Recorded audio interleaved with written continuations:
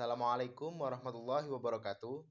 Kami dari kelompok 7 mata kuliah Studi Hukum Islam kelas B, Prodi Manajemen Pendidikan Islam, akan membahas mengenai pemikiran hukum Islam menurut mazhab Syafi'i.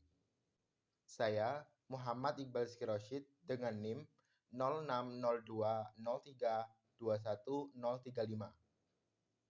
Saya, Nova Oletrul Faiza dengan NIM 060203211042. Kenalkan, nama saya Nur Magfiratus Saadah. Langsung saja kita ke pembahasan yang pertama, mengenai dasar pemikiran hukum Islam menurut mazhab Syafi'i. Imam Syafi'i adalah seorang ulama mujtahid dan ahli fikih yang hidup pada masa Khalifah Harun ar-Rasyid, Al-Amin, dan Al-Ma'mun yang berasal dari dinasti Abbasiyah. Pada diri Imam Syafi'i terdapat banyak pengetahuan tentang ilmu fikih, yaitu fikih al-asbab, al-hadis dari Imam Malik dan fikih asbab ar-ra'i dari Abu Hanifah. Dengan demikian, Imam Syafi'i tidak fanatik terhadap salah satu dari 4 mazhab. Bahkan, beliau berusaha menempatkan dirinya sebagai penengah antara kedua metode yang ekstrim. Menurut Imam Syafi'i, Al-Quran dan hadislah yang merupakan utama dalam hal mencari sandaran hukum, di mana jika tidak ada pada keduanya, dapat dialihkan pada ijma' dan qiyas, yang harus disandarkan kepada Al-Quran dan hadis pula. Pembahasan yang kedua mengenai faktor apa saja yang mempengaruhi pemikiran hukum Imam Syafi'i. Yang pertama ada faktor pluralitas pemikiran, atau tergantung situasi dan kondisi. Pada masa Imam Syafi'i hidup, telah banyak ahli fikih, baik sebagai murid Imam Abu Hanifah, maupun seperti Imam Malik sendiri yang masih hidup. Perkumpulan berbagai pemikiran fikih fuqaha, baik dari Mekah, Madinah, Irak, Syam, dan Mesir, menuntut Imam Syafi'i memiliki wawasan yang luas tentang berbagai aliran pemikiran fikih. Yang kedua, ada faktor pengalaman lintas intelektual dari Imam Syafi'i itu sendiri. Ketika beliau berumur 20 tahun, beliau pergi ke Madinah dan belajar kepada Imam Malik. Kemudian, tahun 195 Hijriah, beliau pergi ke Baghdad dan belajar kepada Muhammad ibnu Hasan Asy-Syaibani, murid Imam Abu Hanifah, selama 2 tahun. Setelah itu, beliau kembali ke Mekah dan kembali lagi ke Baghdad dan menetap di sana selama beberapa bulan. Kemudian, pada tahun itu juga, beliau pergi ke Mesir dan menetap di sana sampai wafat pada tanggal 29 Rajab tahun 204 Hijriah.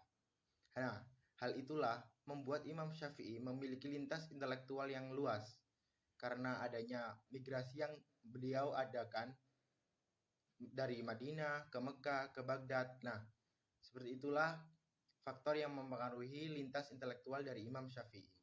Faktor yang mempengaruhi pemikiran hukum Imam Syafi'i. Yang ketiga, faktor geografis.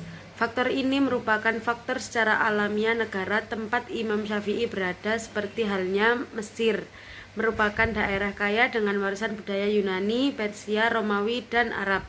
Kondisi budaya yang kosmopolit ini memberikan pengaruh besar terhadap pola pikir Imam Syafi'i. Yang keempat, faktor sosial dan budaya.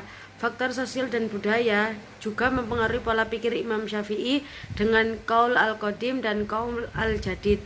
Qaul al-qadim dibangun di Irak tahun 195 Hijriah atau 811 Masehi. Di Irak, Imam Syafi'i banyak belajar kepada ulama Irak dan mengambil pendapat ulama Irak yang termasuk Al-Ra'i. Karena perjalanan intelektualnya tersebut, Imam Syafi'i mengubah beberapa pendapatnya yang kemudian disebut qaul al-jadid. C. Pengaruh mazhab Syafi'i.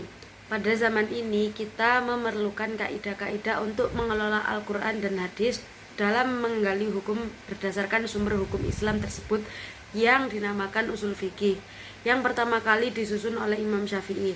Disitulah Imam Syafi'i mempengaruhi kita dalam menggali hukum Islam dan sumbernya. Madhab ini telah lama berkembang dan mengakar pada mayoritas muslim di Indonesia.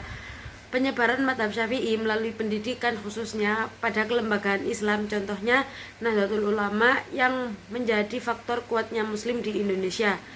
NU berpengaruh penting terhadap perkembangan madhab Syafi'i melalui metode pendidikan berupa lembaga pesantren yang mengajarkan kitab-kitab kuning yang bermadhab Syafi'i.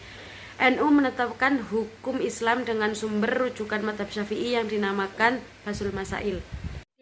Metodologi pemikiran menurut madhab Syafi'i. Dalam menetapkan hukum Islam, Imam Syafi'i memiliki beberapa metode, antara lain, yang pertama, apabila suatu masalah sudah ada di dalam Al-Quran, maka para ulama tidak diperkenankan untuk mencari ke yang lain. Maksudnya di sini, mencari rujukan selain Al-Quran.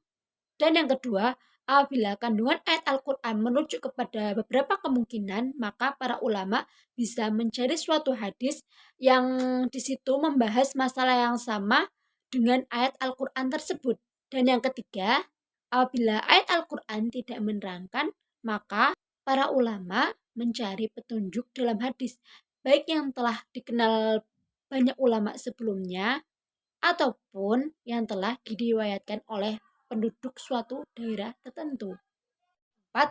Apabila hadis sudah ditemukan, maka para ulama tidak diperbolehkan mengambil keputusan yang bersumber pada pemikiran mujtahid. Dan yang terakhir, apabila hadis yang dimaksud tidak ditemukan, maka keputusan bisa diambil dari pendapat umum.